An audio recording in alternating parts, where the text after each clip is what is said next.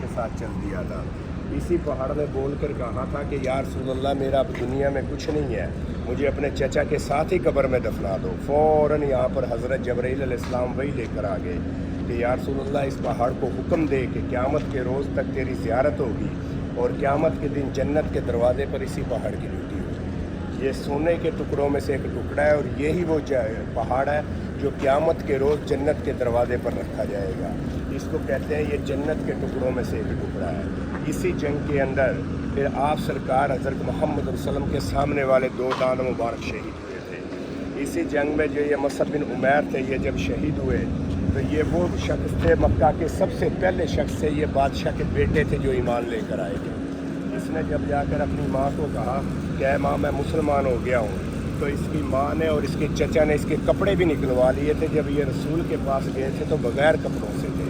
तो आप सरकार हज़रत मोहम्मद वसल्लम के पास जब ये गए तो ये वो शख्स है जिसका ज़िक्र हदीस में आता है कि ये उस दौर के अंदर जिस लिबास को एक मरतबा पहनता था कभी उसे दोबारा नहीं पहनता था, और उसका वो लिबास कम से कम सोने के 200 सिक्कों का आया करता था। इसी का ज़िक्र हदीस में आता है कि ये जिस गली से सुबह गुज़रता था शाम तक खुशबू आया करती थी, शाम को गुज़रता था सुबह तक खुशबू आया करती थी। इसी जंग के बाद फिर खालिद बिन वलीद ने आपसे कहा, या रसूल अल्लाह, मुझे कोई मोज़ा दिखाओ, मैं ईमान ले आऊँगा। आपने फरमाया कि क्या मोज़ा दिखाऊँ? आपने कहा कि मैंने तुम्हारे इस सहाबी की आँख फोड़ दी है, इसे ठीक कर दो, मैं ईमान ले आऊँगा। आप सरकार ने उनकी ये बात मान कर अपनी उंगली के ऊपर नामे कुरान रख कर उसकी आँख में लगा कर ऊपर से हाथ रख कर अल्लाह से दुआ की, तो जैसे हाथ उठाया था तो वह आँख पहले से ज़्यादा रोशन थी। तो खालिद बिन वलीद यहाँ पर ईमान ले आए। इसी जंग के बाद फिर हिंदा, अबू सफियान, वो हबशी जो जिसने आपके चचा को शहीद किया था, वो यहाँ से दौड़ कर ताइफ चला गया था। ताइफ उस वक़्त गैर मुस्लिमों का सबसे बड़ा गढ़ था। वहाँ से उसे पता चला कि आप सरकार ने जिसने भी जो गुनाह किया वो उसे माफ़ कर देते हैं। वो वहाँ से दौड़ा, मस्जिद नबवी में आया और कहने लगे कि या रसूल अल्लाह, मैं गवाही देता हूँ कि ये अल्लाह के सच्चे रसूल हैं और नबी हैं, मैं इन पर ईमान ले आता हूँ। तो फिर वो ईमान ले आया था। लेकिन उसे आपने कहा था कि उसका नाम था हबशी के तुम मेरे सामने मत आकर बैठा करो, मुझे अपने चचा की याद आती है। ये वो पहाड़ है जबल रुमात, जिसके बारे में हमारे नबी फरमाते हैं कि इस पहाड़ के ऊपर मत चढ़ो। इस पर वो 10 सहाबी शहीद हुए थे जो मेरे कहने पर जान दे गए। उनका खून तुम्हारे पाँव के नीचे आएगा और उसकी बेरुमती होगी। इस पहाड़ का रंग भी देखो सेम ऐसे है जैसे सूखा हुआ खून है।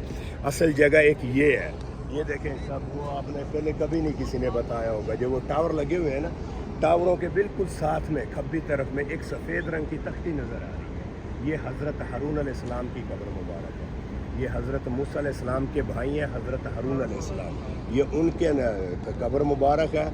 इसके ऊपर पूरा नाम भी लिखा हुआ और नेट पर सर्च करोगे तो उसकी कब्र यहाँ पर आएगी।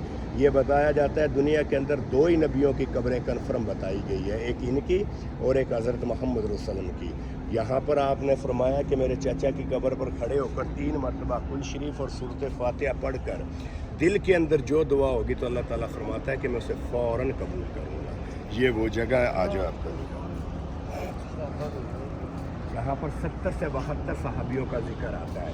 इसी जंग में फिर गैर मुस्लिमों ने आपसे कहा था कि मैं या रसूल अल्लाह कि हमने आपसे बदर का बदला ले लिया है। बदर में 70 गैर मुस्लिम कत्ल हुए थे और यहाँ पर भी 70 सहाबी शहीद हुए थे। ये वो जगह है। ये देखें साहब, ये जो पहला पत्थर लगा हुआ है, इसके अंदर है अब्दुल्ला बिन जैश, मुसअब बिन उमैर।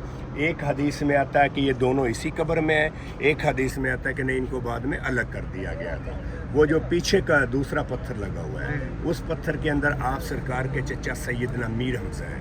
3 कब्रें ये हैं। एक कब्र ये है जिसे इज्तिमाई कब्र कहते हैं, ये जो 4 दीवारें अंदर है। बाकी सारे सहाबी इसी एक ही कब्र के अंदर दफन है। इसका जिक्र आता है, वह हमारे मौलवी भी करते हैं, जिक्र करते कि एक कब्र से 70 मुक्ता करेंगे। वो सिर्फ इस कब्र की वजह से उठेंगे, वैसे हमारे उसमें तो पत्थर लगा के 500-500 साल जाने नहीं देते एक कब्र को। ये वो जगह है, यहाँ पर 3 मरतबा कुल शरीफ सूरत फातिहा पढ़कर दुआ सलाम पेश करें।